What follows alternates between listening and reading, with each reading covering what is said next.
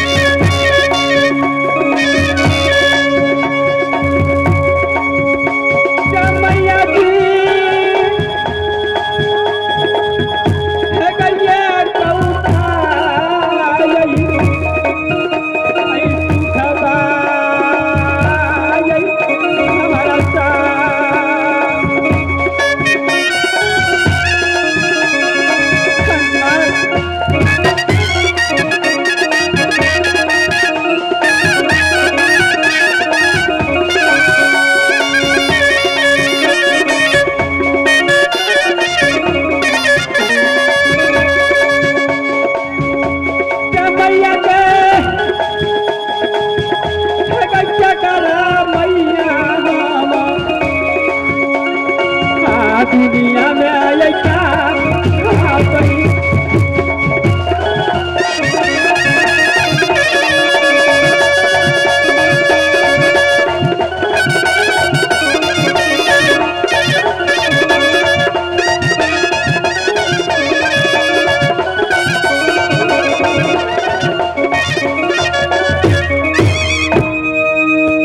Hello hello मंत्री साहब hello बड़ी कैसे ले छे आग फेंक देल हो एकरा उल्टे फेंक पड़तो बुआ हेलो फेंक पड़ते मंत्री साहब नहीं नदी में फेंक दो उल्टे हेलो मंत्री साहब हां अब हम दोनों भाई तोरे आशा पर गेलियो हमरा दोनों भाई के तो पहले तो हमरा माई भी सेवा करी छला खाए लगे छला अब हम टुगर भगेली से बुझिया तो जहाँ रखबा जखनू खायला देबा हमरा दोनों भाई के तोहरे जिम्मेवार भेलो मंत्री साहब बउआ पहले हम देखभाल करे छले अब हम देखभाल आ तो सेवा कर बुआ तो चिंता नहीं कर बुआ राजा साहब बंगला ऊपर में रहते हम तोरे दोनों के सेवा में लागल रहते मंत्री साहब हां बहुत भूख लग गई है मंत्री साहब नहीं सही बात आप दूध मुंह लग गो पटे बुआ चल चलो मंत्री साहब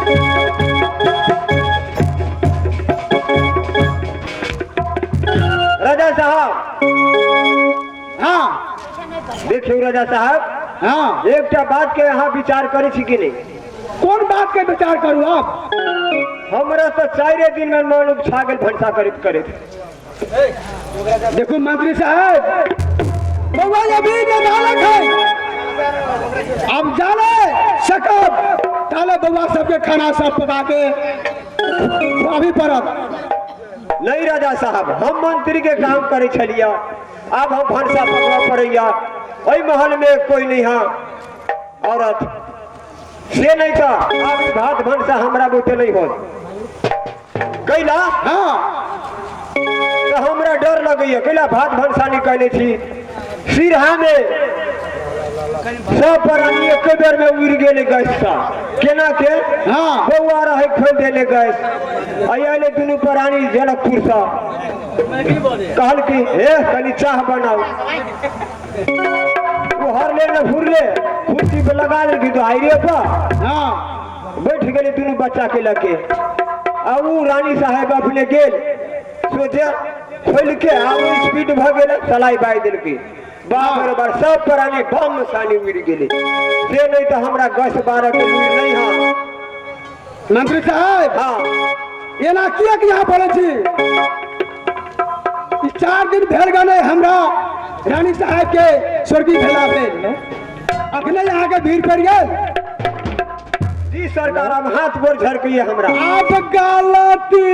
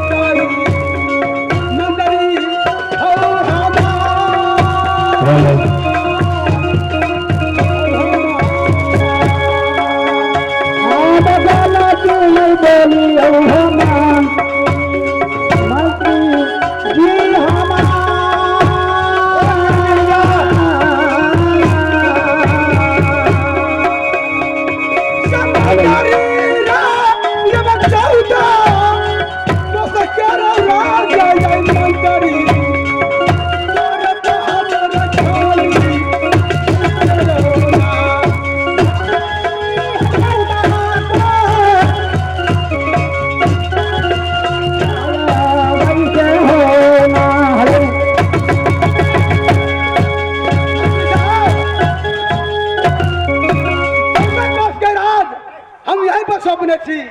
और बउआ फिर बसंत के 4 रोज यहाँ हेलो। खाना पकैली है नहीं और तभी कहती थी कि हम नहीं खाना बउआ साहब बहुत तक हेलो। बात कही थी।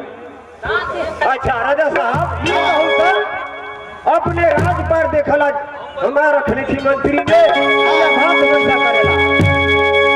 तो मंत्री साहब आपका खंडा भंसा भात बउआ के सेवा सत्कार अहीं के करे पड़ते नहीं से नहीं था हमरा वो तो अभी काम नहीं हो अपने कहा की जाए छे मंत्री साहब हम ये कहा चाहे छी अहाँ के हाँ कि अपने दूसरे शादी कर लिया पहला दुनू बालक छै हुनकर माई के सेवा संस्कार कर दी पाठ देखा मंत्री साहब हाँ हम ब्याही स्त्री का वचन दे रही कि हे रानी हम तोरा मरला पर शादी नहीं करब अपने कली आप शादी नहीं करा हाँ ठीक है अब बचन के बाद कोना कचिया कोया होया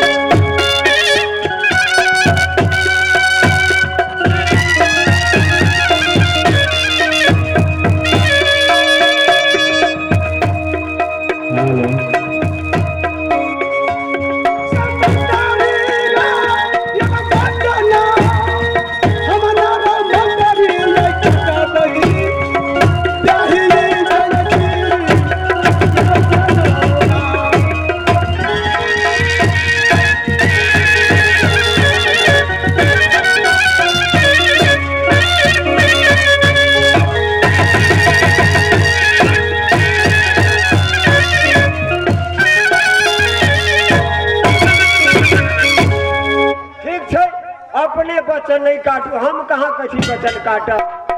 ए अब हमरो सुन लिया अपन ई धरू सब सामान राजपाट अपन संभारू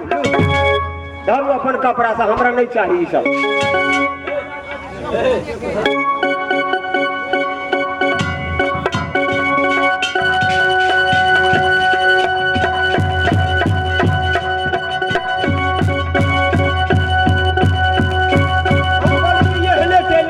घर दुआर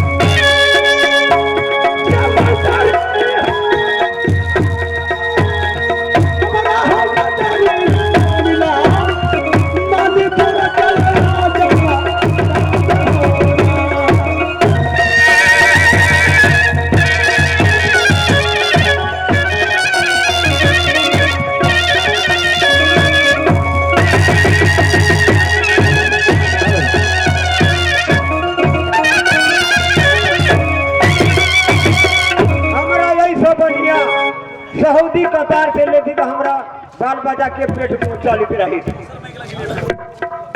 ई नौकरी हमरा नहीं चाहिए राजा साहब हाँ हम अपन ड्यूटी छोड़ के आप जा रहे थे अपने शर्त करने थी ठीक है अपने शर्त करू मंत्री साहब हमर वचन मानब तो एहन गरीब घर के लड़की ताई के शादी उदी कर लिया पहला ध्यान दे के वो दोनों बालक के माया करते पोष पाल करते हमर तो यही विचार है मंत्री साहब हाँ? अहाने मानब ना ठीक है मंत्री साहब कोई बाबा सीट पर हम के चलते अब हमरा शायद बुझाइया दूसरा शादी कर ही पड़ा कल भाई अब शादी के कौन बात है मंत्री साहब हाँ? ठीक है हम शादी न करब मत गरीब घर के लड़की से शादी करब गरीब घर के हाँ अच्छा किया हाँ कि गरीब घर के लड़की से शादी करब तो बउआ शिव बसंत के सेवा है था जी सरकार कैला हम कैला अहाँ के कहले से अहाँ के मालूम नहीं है हाँ देखिए 4 दिन में बुआ सब के आँख फंस गेली अखनी तो अब कते साल नहीं होते इतना करबे कि नहीं करबे कहीं वहीना के सुई के मर जाती हम कैला राजभर देखा चल जाए थी फिर अब इसी खाना में लेट भा जाइए सही द्वारा अपने के कह दिया चमदरी रो ये बचारू रो शादी रो अब दुनिया यही लखारी आदरोना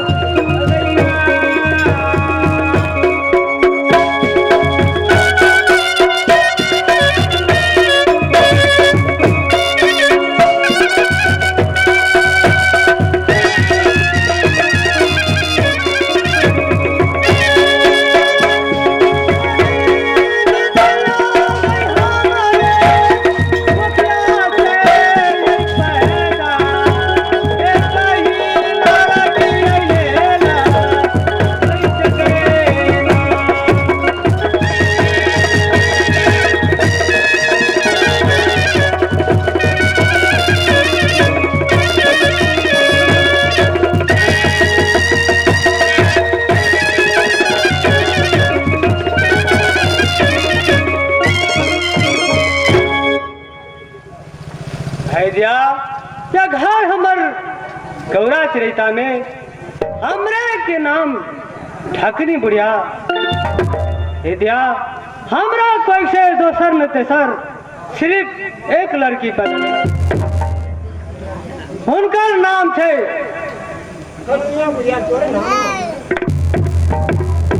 उनकर नाम थे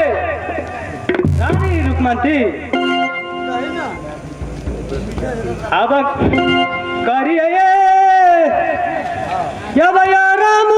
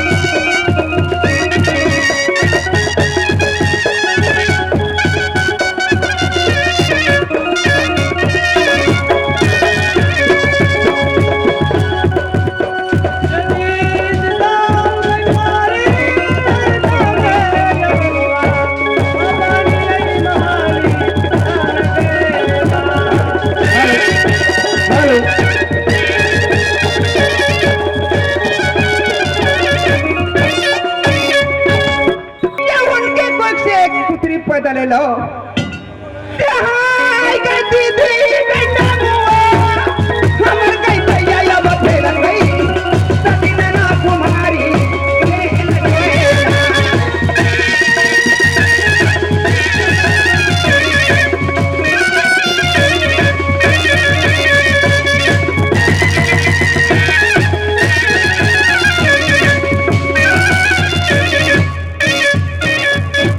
ईश्वर ये घर हमार कहाँ लगाया गौरा चरिता में मायके कहाँ हम दुलारी लगे छी गौरा चरिता में बाबूजी हमार बचपन में स्वर्गीय थके रहो पाल के गुजर गुजरात करके माय हमार जवान के लग उनके कोई से दोसर नतीसर एक लड़की पैदा ले लो शहरी घर के नाम रखलक सती नैन कुमारी। हे भगवान हे ईश्वर जैमे आज के दिन में हमारा 12 बरस के उम्र बीत गए ये बाबू रहते चाहे हमारे भैया रहते तब कोनो सोच के समझ के